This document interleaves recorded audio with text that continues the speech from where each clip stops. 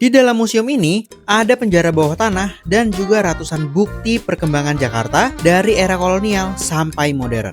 By the way, kenalin gue Haris dan kita akan jalan-jalan ke Museum Fathahillah. Yuk, ikutin terus vlognya.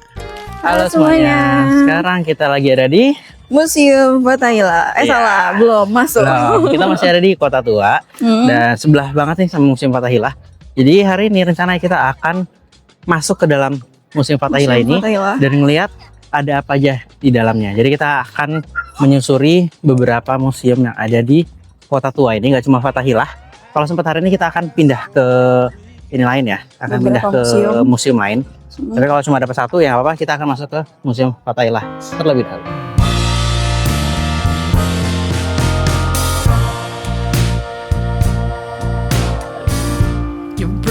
Ya di sini panas banget ya.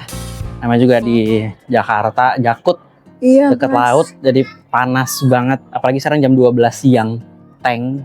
Oke teman-teman, jadi gedung yang ada di belakang gua ini adalah gedung yang dibuat pada masa pemerintahan Belanda dulu. Jadi pada masa kolonial.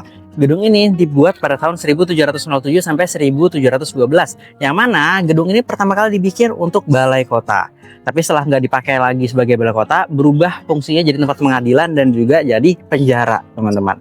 Nah, setelah tidak digunakan sebagai penjara lagi, di tahun 1974, gedung ini resmi dijadikan sebagai museum. Dan nama museumnya adalah Museum Fathahillah. Dan kita akan ke dalam untuk tahu apa isi Museum Fathahillah. Yuk, ikutan. Begitu masuk ke dalam, suasananya langsung terasa beda. Arsitekturnya masih sangat khas dengan langit-langit yang tinggi, jendela-jendela besar, dan lantai yang tetap dipertahankan seperti bangunan aslinya. Banyak sudut yang menarik untuk dilihat. Bahkan, sekedar berjalan menyusuri lorongnya saja sudah terasa seperti kembali ke masa ratusan tahun yang lalu. Oke teman-teman, jadi ini adalah isi dari ruangan yang ada di Museum Fathahillah. Dulu ini adalah balai kota ya teman-teman, seperti ini.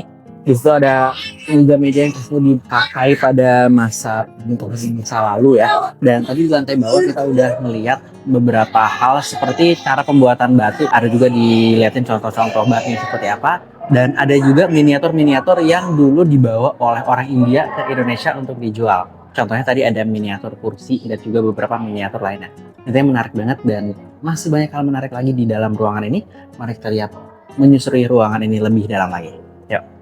Di setiap ruangan, kita bisa menemukan berbagai koleksi yang menceritakan perjalanan Jakarta dari masa ke masa. Mulai dari peta Batavia Tempo dulu, lukisan, mebel antik, hingga berbagai benda peninggalan yang menggambarkan kehidupan masyarakat pada masa kolonial. Menariknya, setiap koleksi punya cerita tersendiri. Jadi bukan cuma pajangan, tapi benar-benar memberikan gambaran bagaimana Jakarta bisa berkembang hingga menjadi kota metropolitan seperti sekarang. Dan di sini juga ada ya gambaran uang kertas pada masa pendudukan Jepang.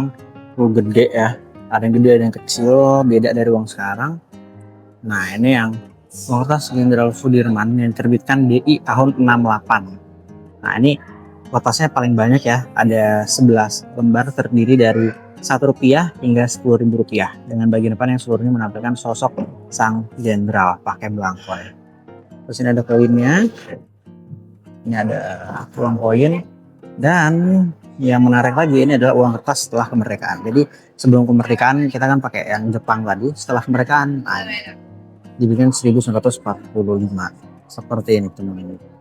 Jadi di sini ada sekat ruangan yang dimana ini cuma sebagai penghias di ruang sidang Dewan Hindia Belanda di Kastil Batavia ini. Dan ini dibuat pada abad ke-18 dan di atas ini ada lambang-lambang bentuk VOC. Nah, di sini juga ada yang di tengah lambang orang ya, satria yang memegang perisai berhiaskan kepala medusa yang buruk rupa. Oke teman-teman, jadi ini adalah ruang pengadilan. Jadi ruangan ini dulu dipakai untuk pengambilan keputusan di peradilan pada masa kolonial Belanda. Nah, dulu ada beberapa tokoh pahlawan Indonesia yang pernah masuk ke ruangan ini, yaitu adalah Pangeran Diponegoro dan juga Cut Nyak Dien, yang mana mereka dapat hukuman pengasingan pada saat itu. Nah, yang masuk ke ruangan ini itu keputusannya bisa dibebaskan, bisa hukuman mati atau hukuman lainnya. Tapi berdasarkan info yang gue dapat di sini adalah kebanyakan orang yang masuk ke ruangan ini malah dapat hukuman mati. Dan di sebelah sana itu juga ada semacam lemari khusus untuk menyimpan arsip-arsip pengadilan pada masa itu. Yuk kita lihat ke ruangan lainnya. Oke, jadi diceritain juga ya tentang bangkrutnya VOC dan kemuruan Batavia. Karena VOC ini udah mulai bobrok bagian dalamnya, jadi korupsi-korupsi yang ada di VOC itu juga masuk ke dalam pemerintahan Batavia pada saat itu, sehingga bikin Batavia itu juga ikutan bangkrut. Jadi di sini dijelasin semuanya, dan juga dijelasin juga di situ ada wabah di Batavia, masalah lingkungan, dan juga beberapa kendala lainnya. Oke teman-teman, jadi belakang gua ini adalah lukisan dari peperangan antara Sultan Agung dengan JP Kun. Yang mana di sini kita bisa melihat juga ya ada beberapa hal lain seperti ini tempat singgasananya Sultan Agung dulu. Ini seperti ini. Dan juga ini ada senjata-senjata pada masa pemerintahan, masa peperangan, maaf. Nah ini ada tombak-tombaknya ya. Nah, ini kalau dilihat ini, kalau misalkan sekarang ketusuk, kayaknya udah nggak bisa ditarik lagi. Ini ngeri banget, bisa dilihat di sini. Wow.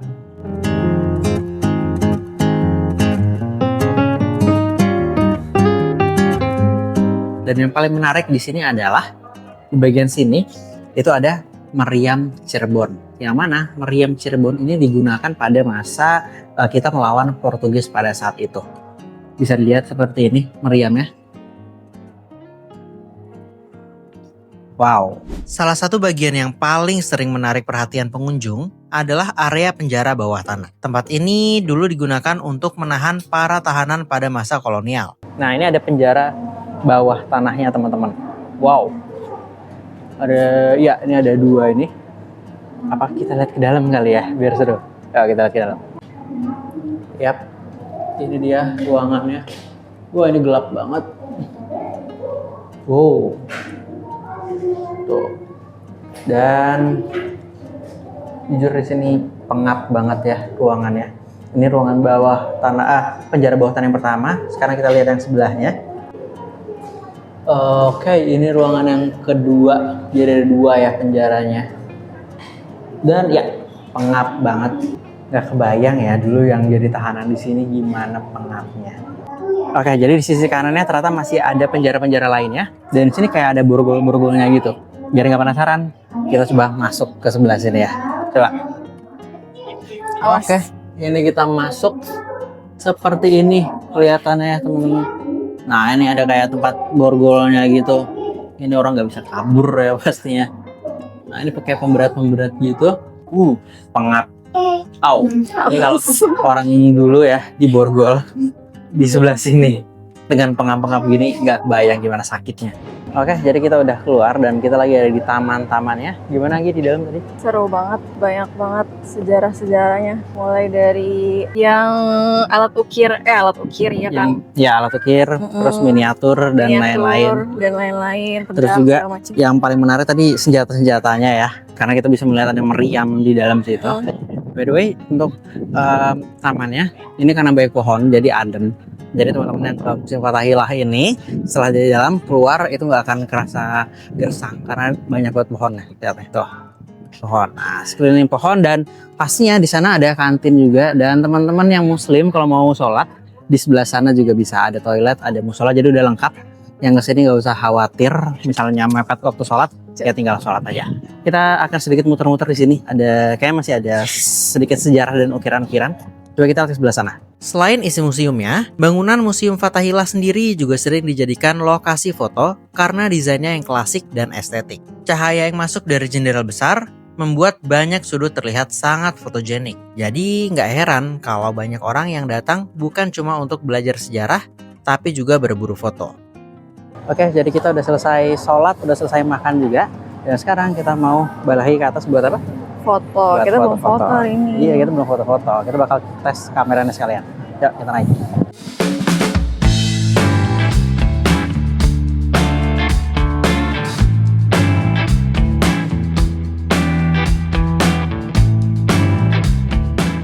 Oke, kita sudah keluar dari Museum Fathahilah.